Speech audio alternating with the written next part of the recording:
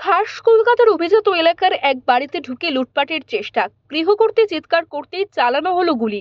বৃহস্পতিবার সন্ধ্যায় টালিগঞ্জ থানা এলাকার লেক এভিনিউ রোডের ঘটনা। পুলিশ সূত্রের খবর, লেক এভিনিউ রোডের বাসিন্দা জনৈক এক ব্যক্তির বাড়িতে তিন যুবক হানা দেয়। ওই তিনজনের মধ্যে একজন পূর্ব পরিচিত, কিন্তু সঙ্গে বাকি দুজনকে দেখে কিছুটা অবাক হন গৃহকর্ত্রী। কিছু বুঝে ওঠার আগেই বাড়ির ভেতর ঢুকে পড়েন ওই তিন যুবক। গৃহকর্ত্রীর অভিযোগ, লুটপাটের চেষ্টা চালায় ওই তিন যুবক, কিন্তু গৃহকর্ত্রী চিৎকার শুরু করায় এক রাউন্ড গুলি চালিয়ে চম্পট দেয় তিনজন। তবে এই ঘটনায় কেউ আহত হয়নি। পুলিশ সূত্রে আরও জানা গিয়েছে, সাফাই কর্মী হিসেবে বিগত 5 বছর ধরে টালিগঞ্জ থানার অন্তর্গত 68 নম্বর লেক এভিনিউতে কর্মরত অভিযুক্ত সন্দীপ, সে আসলে ঝাড়খণ্ড রাজ্যের গিরিডির বাসিন্দা।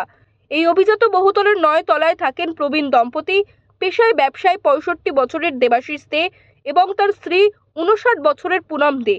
এই আবাসনের অভ্যন্তরীণ নিরাপত্তা ব্যবস্থা অত্যন্ত জোরদার। আগাগোড়া সিসিটিভি দিয়ে মোড়া, যাতায়াতকারীদের নাম লিখে পরিচয়পত্র খতিয়ে দেখে মেইন গেটে নিরাপত্তা রক্ষী। ফলে অপরিচিত এই বহুতলে হুট করে ঢুকে পড়া কার্যত অসম্ভব। তাই আবাসনে প্রবেশের ছাড়পত্র আছে এরকম কাউকে বাকি দুই দুষ্কৃতী ভেবে নিয়েছিল বলে প্রাথমিকভাবে তদন্তকারীদের অনুমান। পুলিশ সূত্রে আরও জানা গিয়েছে, তিনজনই ভিন্ন রাজ্যের বাসিন্দা। তাদের জিজ্ঞাসাবাদ করা হচ্ছে। কেন এই ঘটনার পেছনে আর কে বা কারা আছে তা তদন্ত করে দেখছে পুলিশ। শুক্রবার ধৃতদের আদালতে তোলা হবে। কলকাতা থেকে শেখ এরশাদের রিপোর্ট, ওঙ্কার বাংলা।